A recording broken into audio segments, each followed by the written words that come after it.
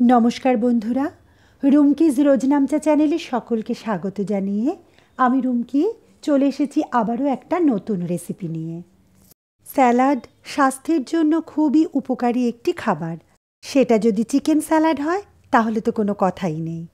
Protein, vitamin ও খনিজ সমৃদ্ধ chicken salad আমি কিভাবে তৈরি করি আজ সেটা দেখিয়ে দিচ্ছি। স্যালাড তৈরি করার জন্য আমি বেশ কিছু সবজি এখানে নিয়ে নিয়েছি। এবার সবজিগুলি আমি কেটে নেব। প্রথমে নিয়ে নিলাম একটা গাজর। ছুরির সাহায্যে গাজরের খোসা আমি একটু ছাড়িয়ে নেব হালকা করে। এরপর গাজরটা আমি টুকরো করে কেটে নেব। বর্তমান কর্মব্যস্ত জীবনে আমাদের সঠিক পুষ্টি সরবরাহ করতে চিকেন স্যালাড কিন্তু ভীষণই উপযোগী একটি খাবার। তাছাড়া এই স্যালাডে আমি মধু ব্যবহার করব, যা আমাদের ক্লান্তি দূর করতেও কিন্তু সাহায্য করবে। আমি নিয়ে নিয়েছি একটা মিক্সিং বোল। সবজিগুলো একে একে কেটে এই মিক্সিং বোলের মধ্যে আমি তুলে নিচ্ছি। এরপর সবজির মধ্যে আমি নিয়ে নিয়েছি বাঁধাকপি। বাঁধাকপি এভাবে ছুরির সাহায্যে লম্বা লম্বা করে একটু বড় বড় করে কেটে নিচ্ছি। বাঁধাকপি কাটা হয়ে গেলে আমি ওই বোলের মধ্যে বাঁধাকপি তুলে রাখছি। এবার নিয়ে নিলাম একটা শসা। গাজরের মতো ছুরির সাহায্যে শসার খোসা আমি ছাড়িয়ে নিলাম এবং শসাটা ঠিক গাজর যেভাবে কেটেছি সেভাবেই আমি কেটে নিলাম। তবে পুরো শসাটা কিন্তু আমি স্যালাডে ব্যবহার করছি না।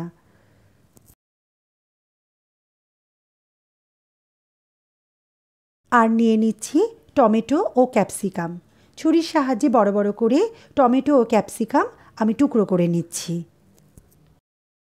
এভাবে স্যালাডের জন্য প্রয়োজনীয় সমস্ত সবজিগুলি আমি কেটে রেডি করে নিলাম।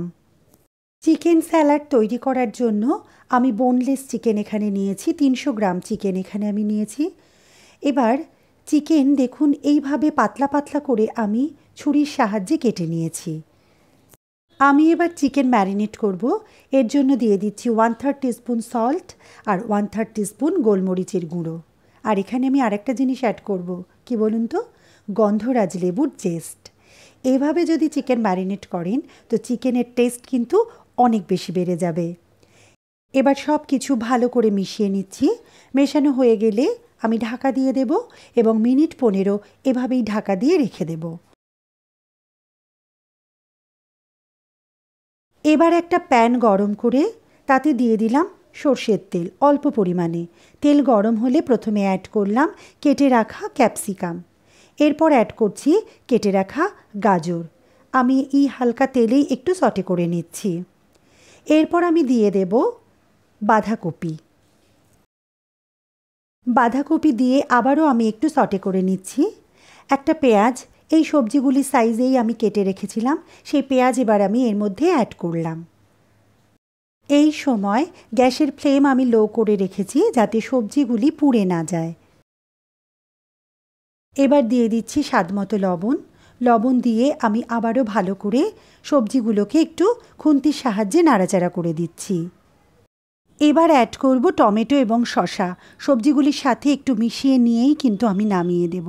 খেয়াল রাখতে হবে স্যালাড তৈরি করার জন্য কিন্তু আমি কোনো সবজি ভাজবো না, জাস্ট অল্প একটু তেল দিয়ে একটু নাড়িয়ে নিয়ে নামিয়ে নেব, যাতে কাঁচা ব্যাপারটা যাতে চলে যায়। নিয়ে নিয়েছি একটা মিক্সিং বোল। এবার এই সবজিগুলো এই মিক্সিং বোলের মধ্যে আমি ট্রান্সফার করে নিচ্ছি।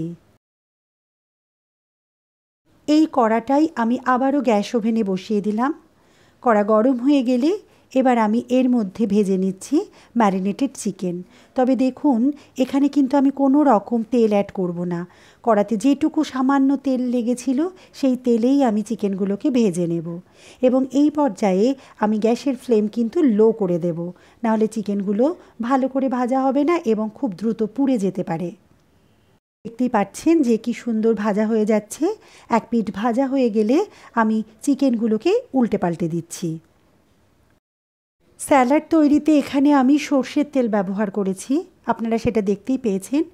তবে এখানে অলিভ অয়েল ব্যবহার করলে আরও বেশি হেলদি হবে এবং আপনারা পারলে অলিভ অয়েলেই কিন্তু এটা বানাবেন। দুটো ব্যাচে আমি চিকেনগুলো অয়েল রোস্ট করে নিচ্ছি। এরপর আমি একটা বোলের মধ্যে চিকেন তুলে নিচ্ছি।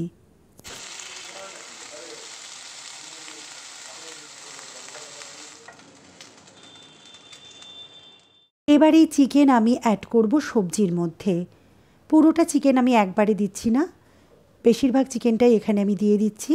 দেখুন, চিকেন অ্যাড করার পরে আমি ফর্কের সাহায্যে চিকেন একটু ছাড়িয়ে নিচ্ছি, মানে একটু ভেঙে দিচ্ছি চিকেনগুলো।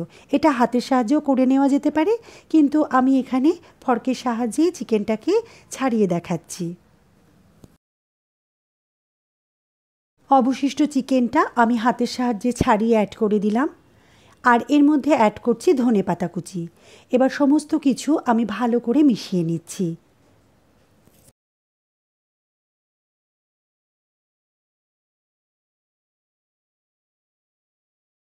সমস্ত কিছু ভালো করে মিশিয়ে নেওয়ার পর আমি একটা ডিশে এখান থেকে খানিকটা স্যালাড ট্রান্সফার করে নিচ্ছি।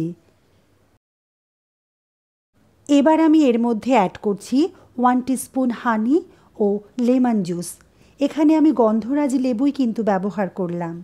এভাবে মধু ও লেবুর রস সহযোগে স্যালাড দারুণ টেস্টি হবে এবং ছোট থেকে বড় সকলেরই ভীষণ পছন্দ হবে এই স্যালাড।